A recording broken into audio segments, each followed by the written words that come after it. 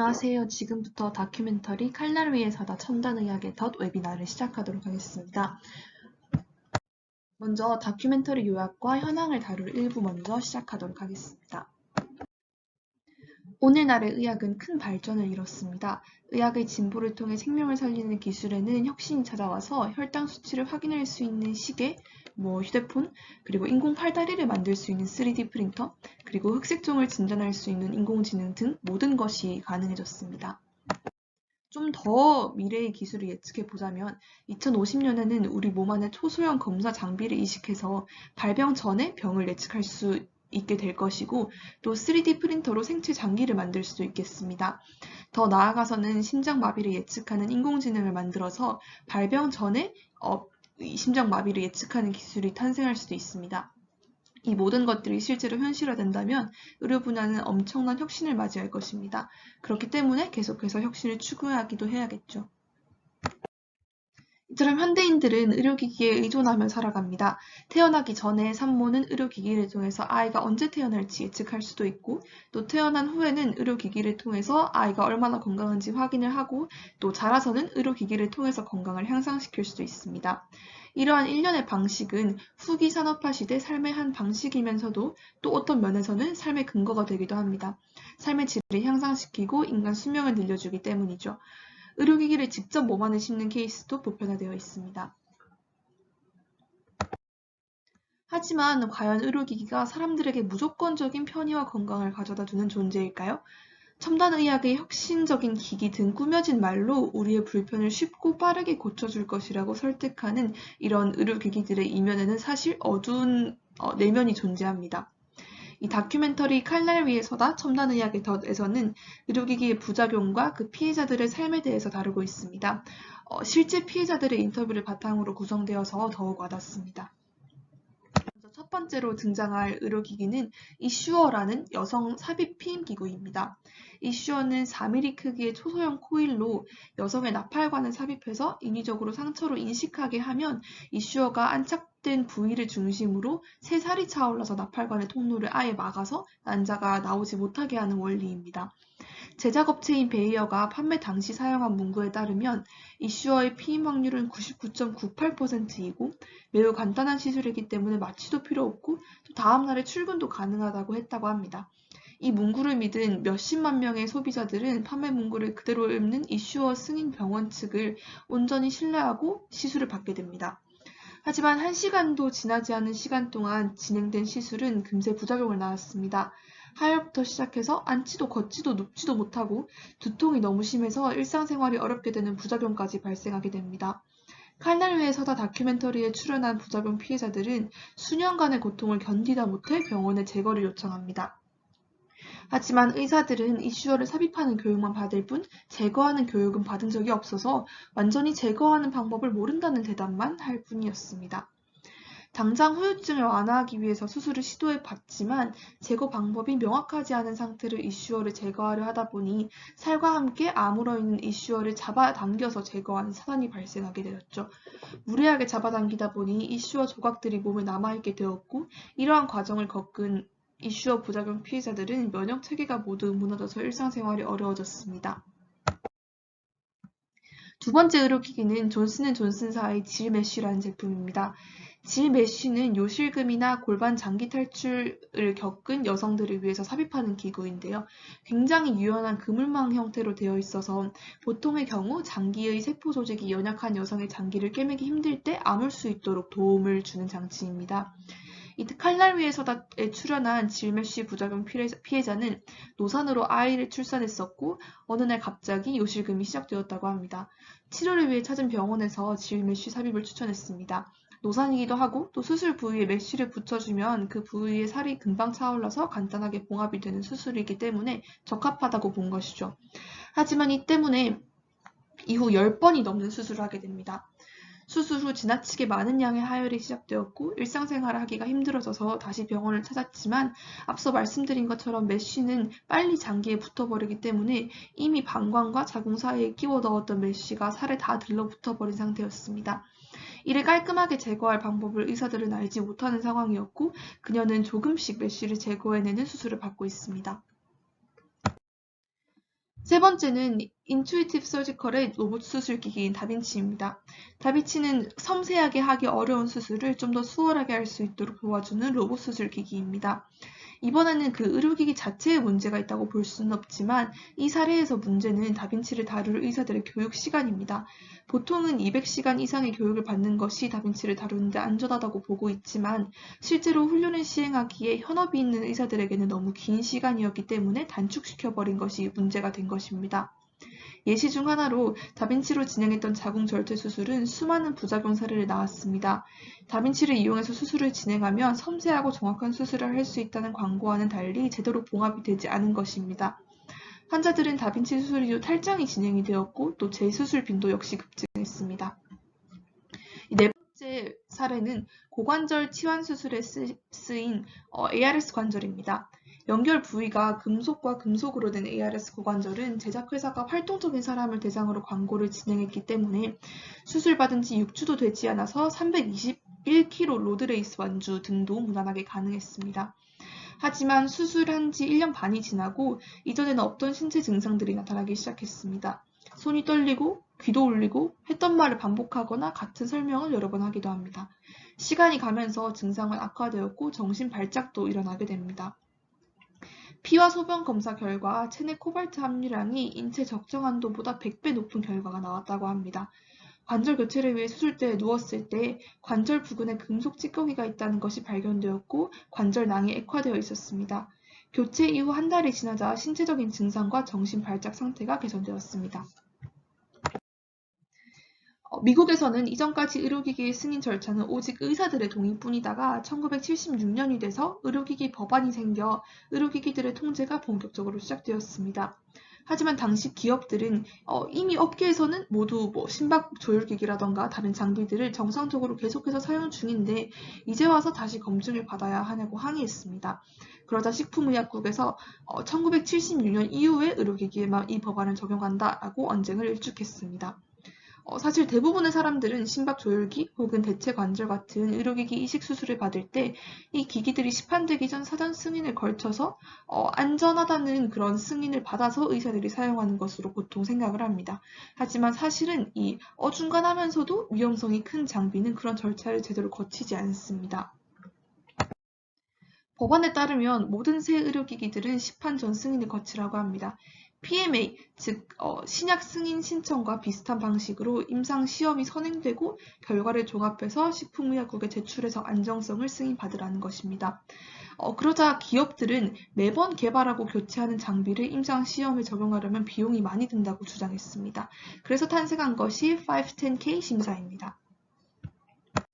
이 510K 심사는 의료기기 제조사에서 개발한 새로운 장비가 이미 시중에 나온 다른 장비와 비슷한 제품이라고 보고하고 신청하는 프로그램입니다. 일종의 예외 규정인데 결과적으로는 의료기기 검수에 허점이 되었고 이 방식의 사용이 보편화되었습니다. 덕분에 오늘날 사용하는 의료기기의 98%가 이 510K 심사를 받았고 정식 절차인 시판 전 승인을 받은 의료기기는 불과 2%에 그칩니다. 이미 시중에 나온 기기와 비슷하다는 이유로 후에 나온 기기들이 무조건 통과된다는 것은 심각한 문제 징후를 지나칠 수 있다는 뜻입니다. 데미지 체인을 의미하는 것이죠. 또 선행기기라고 했던 일부 의료기기들은 사실 이미 문제가 발생해서 리콜을 시행한 사례도 많습니다. 즉 선행기기가 존재해서 비슷한 이유로 통과되었던 수많은 기기들은 사실 그 선행기기가 문제를 일으켰다 하더라도 충분한 통과 기준이 되었기 때문에 이후에도 수많은 문제를 초래할 수 있습니다. 그렇다면 해결 방법은 없는 것인가요? 문제를 신고하는 시스템은 분명히 존재합니다. 하지만 자발 시스템이기 때문에 많은 사례가 묻히는 것이 현실입니다. FDA에서는 문제가 생기면 보고하라고 하곤 했지만 결국 보고를 하지 않으면 아무 소용이 없는 것이죠. 의사에게는 부작용을 발견해도 신고할 의무가 없어서 실질적으로는 기업만이 신고 의무를 지고 있는 실정입니다. 하지만 기업이 논란이 생기는 것을 과연 좋아할까요? 조사에 따르면 오직 3에서 4%의 부작용만이 신고된다고 합니다. 또 심각한 부작용일수록 FDA 신고 횟수는 더 적은 것이 밝혀졌죠. 결국 시판된 의료기기 때문에 부작용이 있다는 것을 알 수 있는 건 아주 오랜 시간이 지나고 이미 수많은 사람들이 그 장비들을 몸속에 지닌 이후가 될 것입니다. 이후 현황을 살펴보자면 피해자 모임의 가진 노력으로 이슈어 측은 유럽 지사의 철수 결정을 내렸지만 미국 심판에 대한 결정은 변동이 없는 상태입니다. 2018년 이슈어 피해자 모임은 식품의약품 국장인 고틀리프와 회의를 진행했고 여러 자료를 제시하면서 이슈어의 심판 중지를 요구했습니다. 2개월 이후 FDA는 의사들에게 이슈어의 위험성을 보고하라고 했지만 이슈어의 미국 내 심판을 중지하진 않았습니다. 또 질 메쉬의 위험성을 은폐한 혐의로 4개 주에서는 존슨앤존슨을 고소한 상태입니다. ARS의 경우에는 그 부작용 피해자인 스티브 타워 박사가 2017년 헬스워치 미국 학회를 필두로 고관절 치환술에 의해 생기는 전신성 코발트 중독 증상을 미국 전역의 의료조직에 보고하기 시작했습니다. 그는 자신의 연구 결과를 이을 수많은 후속 연구가 필요하다고 주장했습니다. FDA 서면에 따르면 이슈어는 위험성보다 이득 효과가 크지만 2017년 이슈어 관련 12,000건에 달하는 부작용 사례가 보고되었다고 합니다. 존슨앤존슨은 고관절 대체품과 메쉬가 환자 건강을 악화시켰다는 주장은 사실 무근이라고 밝혔지만 현재 65,000건 이상의 피해자들이 존슨앤존슨을 고소한 상태입니다. 2014년 6월 FDA는 미국에서 의료기기를 판매하는 방법에 대해 업데이트된 정보를 공지했으며 변경된 승인 절차는 다음과 같습니다. 의료기기의 등급을 나누고 등급에 따라 판매 전 승인 및 허가 절차를 나누었습니다. 510K 심사 방법이 사라진 것은 아니지만 3등급 의료기기는 PMA로 제출하도록 권유하고 있습니다. 이후 특별한 변경사항은 없지만 2018년 11월 26일 FDA는 42년 만에 의료기기 승인 절차인 510K 승인 프로그램 손질에 나서겠다고 밝혔습니다. FDA는 앞으로 새로 출시되는 의료기기들은 최신 안전기술을 기준으로 하는 시험을 거쳐서 통과되는 기기들만 승인하겠다는 계획을 발표했습니다. 또한 현재 더 안전하고 효율적인 기술이 존재하는 경우 오래된 기준은 삭제 조치하겠다고 밝혔습니다. 여기까지 1부 마치도록 하겠습니다. 2부에서는 한국의 의료기기 규제 현황과 피해 사례에 대해 말씀드리도록 하겠습니다. 우리나라에서는 2004년 5월 30일 의료기기 관련법이 제정되어서 그에 따라 의료기기를 관리하고 있습니다. 여기에 속하는 시행 규칙 그리고 고시들은 다음과 같습니다. 법률에서 정하고 있는 의료기기의 정의는 다음과 같습니다. 우리나라 법률에서는 의약품, 의약외품, 장애인 보조기구를 제외한 제품을 의료기기로 정의해서 관리하고 있습니다. 그리고 이 의료기기는 사용 목적과 인체에 미치는 잠재적 위해성에 따라서 등급을 나누어 관리합니다. 1등급은 잠재적 위해성이 거의 없는 의료기기로 청진기, 수은체온계 등이 해당합니다. 2등급은 잠재적 위해성이 낮은 의료기기로 콘돔, 전자식 체온계, 심전계 등이 해당합니다. 3등급은 중증도의 잠재적 위해성을 가진 의료기기로 초음파 골밀도 측정기, 인공신장기, CT 등이 해당합니다. 4등급은 고도의 위해성을 가진 의료기기로 인공혈관, 인공유방 등이 해당합니다. 의료기기의 승인 절차는 방금 말씀드린 등급에 따라서 달라집니다. 1등급은 임상시험 없이 성능 데이터 신고 후 판매가 가능합니다. 2등급은 식약처의 판단에 따라서 임상시험이 필요할 경우 진행해야 합니다. 3, 4등급은 임상시험을 거쳐서 제조 혹은 수입 허가를 받을 수 있습니다. 방금 말씀드린 기준에 따라서 의료기기의 수입과 제조가 관리되고 있고 특히 국내 의료기기의 생산과 허가는 식약처가 A2G 관리하고 있습니다. 그렇다면 수입 의료기기는 어떨까요? 식약처에서는 수입 의료기기의 경우 FDA에서 인정한 데이터가 있다면 허가를 해주는 편입니다. 그러나 앞서 보셨던 바와 같이 FDA 승인 제품이라고 해서 무조건 믿을 수 있는 것은 아닙니다. 오늘날 의료기기 사업의 대부분은 다국적 기업이 차지하고 있고 병원에서 사용되고 있는 의료기기의 상당수도 이들 기업이 제품이 차지하고 있는 만큼 우리나라의 제도와 법률도 다국적 기업의 의료기기 수입 및 허가 그리고 및 관리에 대해서 제대로 된 대응을 할 수 있어야 합니다. 2018년에 국제탐사보도 언론인 협회에서 글로벌 인체 이식형 의료기기를 주제로 세계 각국이 국제화된 의료기기 시장에 어떻게 대응을 하고 있고 또 관련된 피해 사례는 없는지에 대한 국제 공조를 취재한 바가 있습니다. 우리나라에서도 이 취재에 참여한 뉴스타파에서 관련 영상을 업로드했는데 여기 나왔던 국내 피해 사례 중 일부를 소개해드리고자 합니다. 이제 우리나라에서도 앞서 소개드렸던 다큐멘터리에 나왔던 드표의 코발트 인공관절이 판매가 되었습니다. 2005년 10월에 수입이 허가돼서 2006년부터 수술이 진행되었는데요. 독일 공영방송 NDR에서 드표의 내부 이메일을 입수해서 보도한 바에 따르면 2005년 1월에 드표에서는 4사 인공고관절 제품 이식 환자들의 재수술률 그리고 부작용을 걱정해서 제품 설계 디자인을 수정하자는 내부 논의가 있었지만 경영진에서 비용 문제로 무산시킨 바가 있습니다. 즉, 드표에서는 부작용 사실을 인지하고도 우리나라에 제품을 수출한 것입니다. 해당 제품의 부작용 문제가 심해지면서 드표사에서는 해당 제품의 리콜을 결정했는데요. 우리나라에서는 이 리콜과 관련해서 10년 한도의 보상 프로그램을 시행했습니다. 우리나라 해당 제품 이식 환자 321명 중에 이 보상 프로그램에 등록한 것은 216명입니다. 그러나 이러한 자체 보상 프로그램은 피해자들을 구제하는 데 큰 도움이 되지는 못했습니다.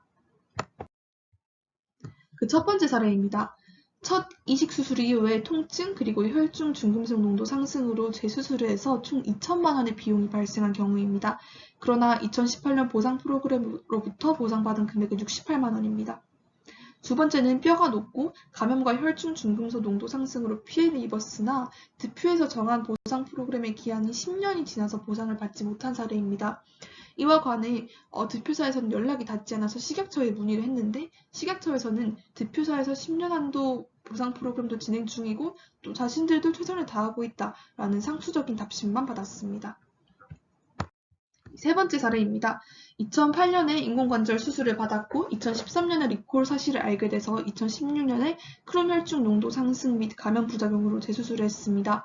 보상 프로그램을 통해서 재수술 비용의 일부를 보상받았지만 치료비 중 500만 원에 대해서는 명확한 증빙 서류가 없다면서 보상을 위해서 병리검사 결과를 제출하도록 요구받았습니다. 이에 해당 검사를 받고 증빙 서류를 제출했으나 보상은 결국 받지 못했습니다. 네 번째 사례는 2009년에 수술을 받았고 2006년에 리콜 사실을 알게 되어서 보상 프로그램에 등록했으나 관련 검진비를 보상받지 못한 경우입니다. 이 피해자들은 부실한 보상 프로그램, 그마저도 보상 프로그램을 안내받지 못한 대다수의 사례, 그리고 부작용을 인지하면서도 판매를 결정한 것 등에 대해서 드표 본사를 상대로 미국에서 손해배상 소송을 제기했습니다. 이 사실을 알게 된 드표 본사에서는 피해자들에게 이제 스페인, 이스라엘 환자들의 소송을 미국 법원에서 각하했으니 자신에서 취하해라. 각국 법에 따라서 현지 병원에서 시술되었고 증거도 현지에 있으니 거기서 재판받는 게 효율적이다. 미국 법원에 각하 요청서를 준비 중이다 등의 내용으로 소송을 취하하라면서 압박했습니다. 피해자들의 미국 법률 대리인에게는 피해자들이 본사에 연락하지 못하게 하라고 요청하기도 했습니다. 결국에 이 소송은 미국 법원에서 각하되었습니다. 이에 관련된 언론사 취재가 시작한 후에는 득표에서는 피해자들 중 일부에게 연락해서 개인적으로 보상을 해주겠다면서 회유하는 등 피해자들의 연대를 막으려는 시도도 있었습니다. 미국에서는 피해자들이 집단 소송을 통해서 인당 2억을 지급받았고 인도에서는 정부의 결정에 따라서 배상과 별도로 인당 2천만 원 이상을 보상받은 상황에서 한국의 피해자들만 법의 보호를 받지 못하고 있는 상황입니다. 식약처에서는 피해자들의 연락을 받지 않는 득표사에 대신 말을 해주거나 득표사의 입장을 피해자들에게 전달하는 정도의 그런 중재만 하고 있습니다. 이러한 피해자들을 보호하기 위한 의료기기 피해 보상법에 대한 논의가 작년 국회에서 이뤄졌지만 사실 그 이상의 진전은 없는 상황입니다. 이제 이 링크를 타고 들어가시면 이 외에도 글로벌 의료기기 업체의 법망을 피해 진행된 접대 사례 그리고 의료기기의 부실한 리콜 사례 등이 나와 있습니다. 관심 있으신 분은 이 영상 시리즈를 찾아보시면 도움이 될 것 같습니다. 네, 그럼 이상으로 발표를 마치도록 하겠습니다. 감사합니다.